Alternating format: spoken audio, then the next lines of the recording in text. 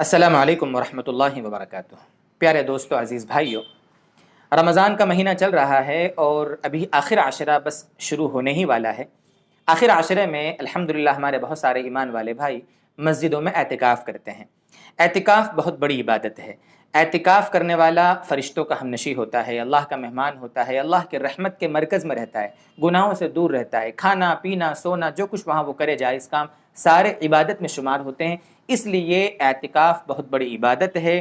جتنا ہو سکے ہمیں اس عبادت میں اپنے آپ کو پیش کرنا چاہیے اور مسجد کے ذمہ داروں سے مشورہ کر کے اعتکاف میں بیٹھنے کی سعادت حاصل کرنا چاہیے۔ سب سے پہلی چیز اعتکاف کے سلسلے میں دھیان رکھیں کہ جیسے ہی 20واں روزہ ختم ہونے والا ہوتا ہے اور 21ویں شب شروع ہونے والی ہوتی ہے، 20ویں روزے کو غروب آفتاب سے پہلے جو اعتکاف کرنا چاہتا ہے وہ مسجد کے احاطے میں چلا جاوے، مسجد کے اندر جہاں وہ اعتکاف کرنا چاہتا ہے وہاں چلا جاوے۔ سب سے پہلا کام۔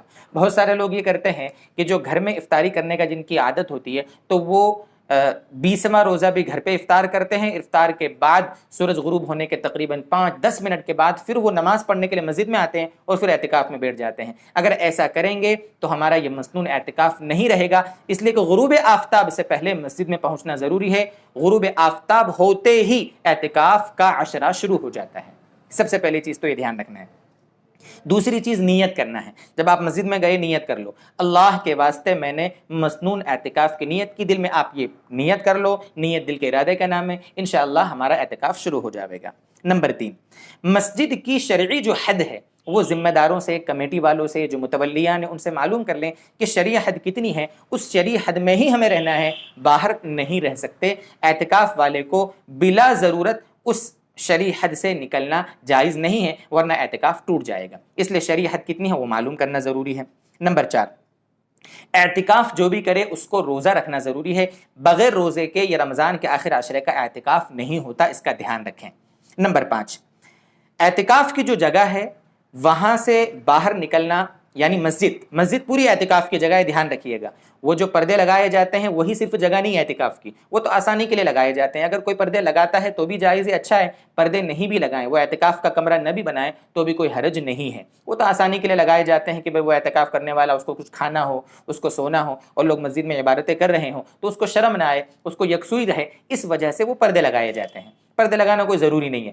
وہ جو مسجد پوری اعتکاف کی جگہ ہے وہاں سے وہ استنجا کے لیے، پیشاب پاخانہ، احتلام ہو جاوے تو غسل وغیرہ کے لیے، یا عبادت کرنا ہو اس کو تو وضو بنانے کے لیے، یہ جو ضرورتیں ہیں ان کے لیے باہر نکلے، بلا وجہ باہر نہ نکلے۔ یہاں تک علماء نے لکھا ہے کہ کھانے کے لیے، ہاتھ دھونے کے لیے بھی باہر نہیں نکل سکتا، وہ اندر سلفچی کا کسی پیالے وغیرہ کا برتن کا انتظام کرے اور وہیں پر ہاتھ دھوئے گا۔ وہ اگلا پوائنٹ یہ ہے کہ جب احتلام ہو جاوے تو احتلام ہوتے ہی فوراً مسجد سے نکلنا ہے اور غسل کر کے واپس مسجد میں آ جانا ہے، اس کا دھیان رکھیں۔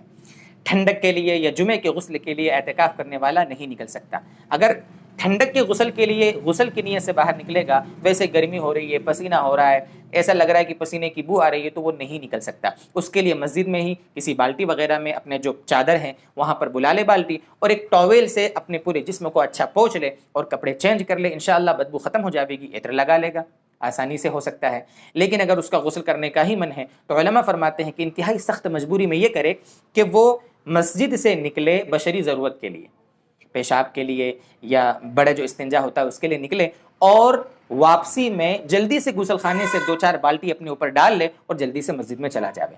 غسل کی نیت سے نہ نکلے گا نیت سے پیشاب کرنے جانے کے لیے، ضرورت بشری کے لیے، اور ساتھ میں جلدی سے اگر 1-2 بالٹی پانی ڈال کر اندر چلا جاوے گا تو انشاءاللہ اس کا اعتکاف نہیں ٹوٹے گا۔ مجبوری میں علماء نے اس کی گنجائش دی ہے، کتابوں میں یہ مسئلہ لکھا ہوا ہے۔ اعتکاف کرنے والا مسجد کے اندر ہی کھائے گا، وہیں سوئے گا، مسجد میں اگر اس کو ناخن کاٹنے کی ضرورت پڑی وہیں کاٹے گا، بال کاٹنے کی ضرورت پڑی، مونچھیں کاٹنا ہو، سب وہ مسجد کے احاطے میں، مسجد کے اندر ایسی جگہ پر کرے کچھ کپڑا بچھا کر کہ مسجد آلودہ نہ ہو، مسجد میں کچرا نہ ہو، اس کا دھیان رکھیں۔ اذان دینے کے لیے اعتکاف کرنے والا باہر نکل سکتا ہے، چونکہ اذان ایک عبادت ہے اور اذان دینے کے لیے باہر نکلنا جائز ہے۔ بہت ساری عورتیں ہوتی ہیں، ہماری مائیں بہنیں ہوتی ہیں، وہ گھروں میں اعتکاف کرتی ہیں، تو اس کے بھی 2-4 مسائل ہیں، پوائنٹ ٹو پوائنٹ ان کو بھی سمجھ لیں۔ سب سے پہلی بات تو یہ ہے کہ جس طریقے سے مرد کا مسجد میں اعتکاف کرنا سنت ہے، یہ آخر عشرے کا سنت مؤکدہ کفایہ ہے، عورتوں کے لیے مسنون ہے، عورتوں کے لیے یہ کوئی سنت مؤکدہ کفایہ نہیں ہے، عورت چاہے تو اعتکاف کرے اسے ثواب ملے گا، نہیں کرے تو کوئی گناہ نہیں ہے، لیکن بہرحال عورتوں کے لیے بھی یہ مسنون ہے۔ گھر میں جہاں کمرہ خاص کیا ہے اگر کوئی نماز پڑھنے کے لیے تو سمجھو وہ گھر کی مسجد ہے، وہیں پر اعتکاف کرنا ہے، اور اگر ایسا کوئی کمرہ خاص نہیں ہے تو خاص کر لیا جائے چند دنوں کے لیے، یعنی آخر 10 دن کے لیے، اور عورت گھر میں اعتکاف کر لے۔ عورت کے اعتکاف کے لیے چند باتیں ہمیں پیش نظر رکھنا ہے جن کا معلوم ہونا ضروری ہے۔ سب سے پہلی چیز تو یہ ہے کہ اگر کوئی عورت اعتکاف کرنا چاہ رہی ہے تو اپنے شوہر کی اجازت ضروری ہے، شوہر کی مرضی کے بغیر وہ اعتکاف نہیں کر سکتی۔ پہلا کام، شوہر کی اطاعت، شوہر کو خوش کرنا یہ ضروری ہے، اور اعتکاف کرنا یہ سنت ہے، اور سنت پہ عمل کرنے کے لیے ہم اپنے شوہر کو ناراض نہیں کر سکتے، پہلی چیز۔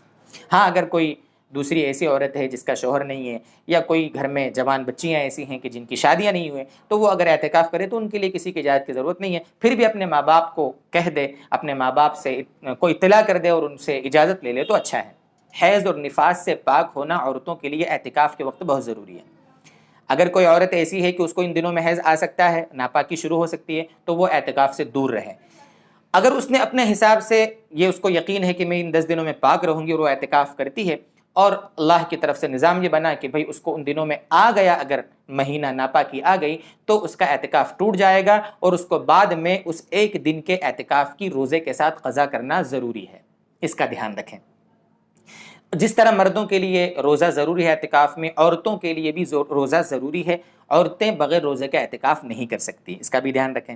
ایک چیز جو بہت اہم ہے وہ ضروری یہ ہے کہ جہاں گھر میں جو مسجد خاص کی ہے، جو کمرہ خاص کیا ہے، وہیں پر اس کو افطار کرنا ہے، وہیں سونا ہے، وہیں کھانا ہے، وہیں پینا ہے۔ وہ وہیں پر گھر کے کام کاج بھی کر سکتی ہے، عبادت میں اپنے آپ کو لگانا ہے زیادہ، لیکن گھر کے کام کاج بھی وہاں پر کر سکتی ہیں۔ ہاں گھر کا کام کاج کرنے کے لیے اس جگہ سے وہ کچن میں نہیں جا سکتی کھانا پکانے کے لیے، دھیان رکھیں۔